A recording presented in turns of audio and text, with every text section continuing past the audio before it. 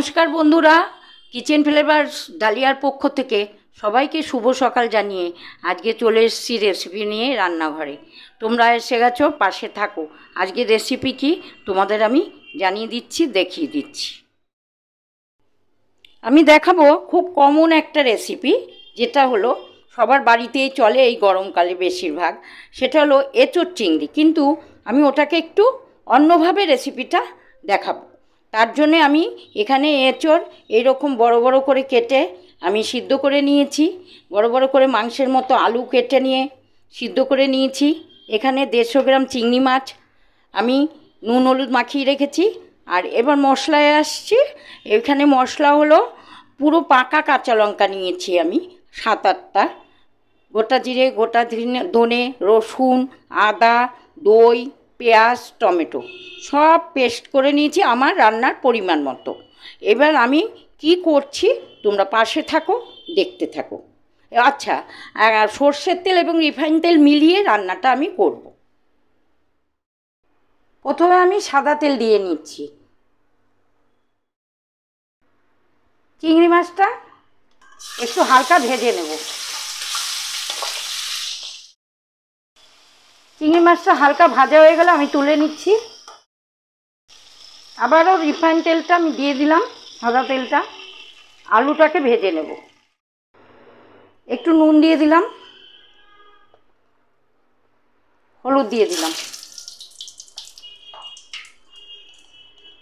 সেদ্ধ করা আলুটাকে আমি একটু ভেজে তুলে নেব।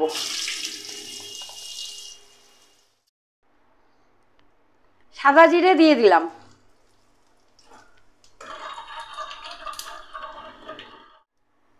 গোটা গরম মশলা, পেঁয়াজ দিয়ে দিচ্ছি।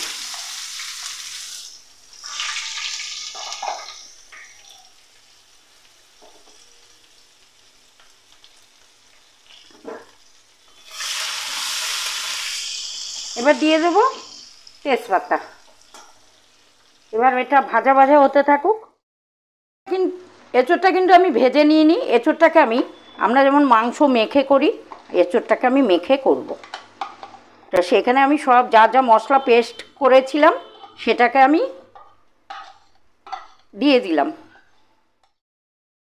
হলুদ গুঁড়ো দিয়ে দিচ্ছি, লবণ দিয়ে দেব পরিমাণ মতো। চিংড়ি মাছটা দিয়ে দেবো। দিয়ে দেবো একটু কাঁচা তেল, অল্প দেব, কড়াইতে তেল দেওয়া আছে। এবার আমি এটাকে মেখে নিচ্ছি।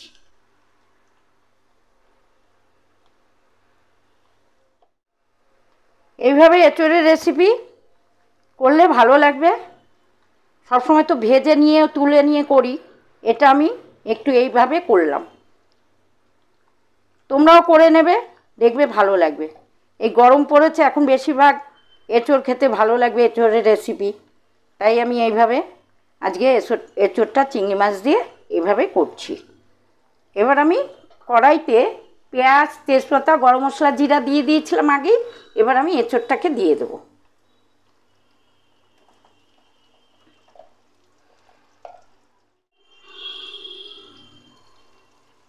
মশলার জলটা আমি দিয়ে দিচ্ছি।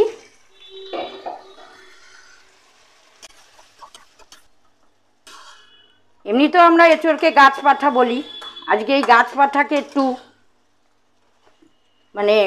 রিয়েল পাঠার মতোই রান্নাটা করলাম।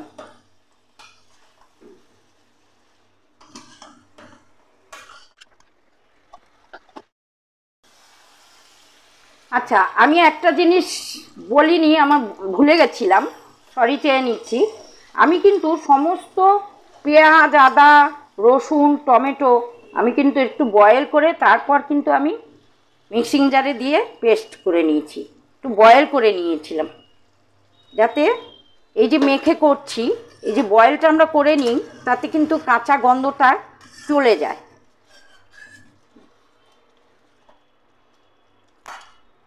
সেভাবেই করেছিলাম।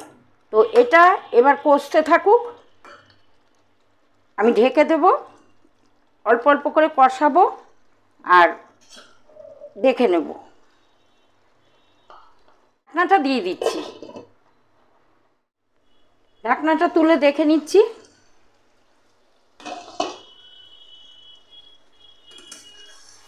পুরো এঁচোড়টা কিন্তু একদম কষে গেছে, যথেষ্ট পরিমাণে তেল বেরিয়ে গেছে মশলার থেকে।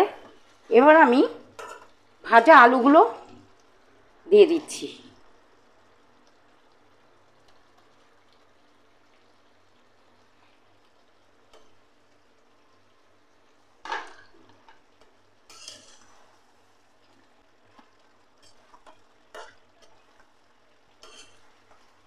পুরো মনে হচ্ছে কিন্তু বাজার থেকে মাংস এনে মাটন এনে রান্না করছি। একইভাবে রান্না দেখাতে কিন্তু আমার অন্তত ভালো লাগে না, আমি একটু ঘুরিয়ে ফিরিয়ে রান্না দেখাই। তাই আমার রেসিপি যদি তোমাদের ভালো লেগে থাকে, যদি মনে করো হ্যাঁ ভালো লাগছে, তাহলে একটা লাইক করো, একটু কমেন্টও করো কেমন লাগে আমার রেসিপি। খাইয়ে তো দেখাতে পারবো না, তোমরা দেখে দর্শনধারীতে আমাকে কমেন্ট করো। আচ্ছা, আলুটা দিয়ে দিলাম। এবার আমি যতটুকু জল লাগবে বুঝে আমি জল দিয়ে দিচ্ছি, কারণ আলুতে কিন্তু অনেকটা ঝোল টেনে নেয়, সেটা বুঝেই আমি দেব। এটা কিন্তু খালি ভাত দিয়ে না, রুটি, লুচি, পরোটা সব দিয়ে এই এঁচোড় চিংড়ি কিন্তু ভালো লাগবে খেতে।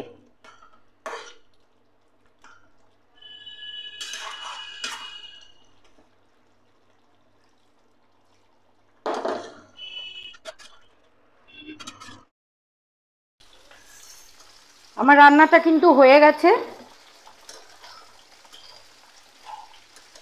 আমার গাছ পাঠা তৈরি।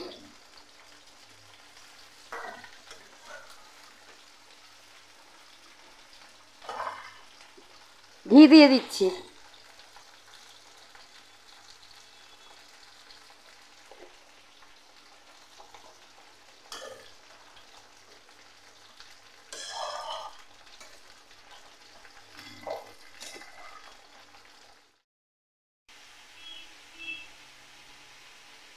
এই ছিল আজকের রেসিপি, মশলা দিয়ে মেখে এঁচোড় চিংড়ি, মাখা এঁচোড় চিংড়ি।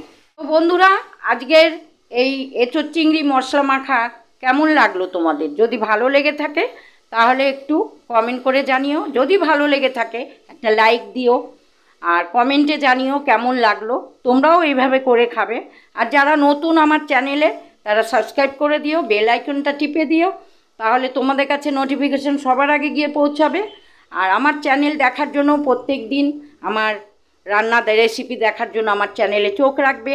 আর এইভাবে রান্না চলতে থাকবে, তোমরাও দেখতে থাকবে, পাশে থাকবে। সবাই এইভাবে আমার রান্নাকে এগিয়ে নিয়ে যাওয়ার জন্য আমার পাশে থেকো। সবাইকেই বলবো একটা কথা, একটু সাবস্ক্রাইব করে নিও, তাহলে সব রান্নাগুলোই দেখতে পারবে। বেল আইকনটা টিপলে সব রান্নাই তোমরা দেখতে পারবে। তো এইভাবে রান্না দেখতে থাকো আর আমি করতে থাকি। আমার রেসিপি আমি এক এক দিন এক এক রকম নতুন নতুন রেসিপি তোমাদের সামনে তুলে ধরার চেষ্টা করব। তার জন্য তোমরা আমার পাশে থাকবে। সবাইকে বলছি, সবাই ভালো থেকো, সুস্থ থেকো। ছোটদের ও বন্ধুদের ভালোবাসা জানাচ্ছি, আর আমার বড়দের প্রণাম জানাচ্ছি। আজকের রেসিপিটা আমি এখানেই শেষ করলাম। নেক্সট রেসিপি দেখার জন্য আমার চ্যানেলে চোখ রাখো। আজকের জন্য সবাইকে গুড বাই।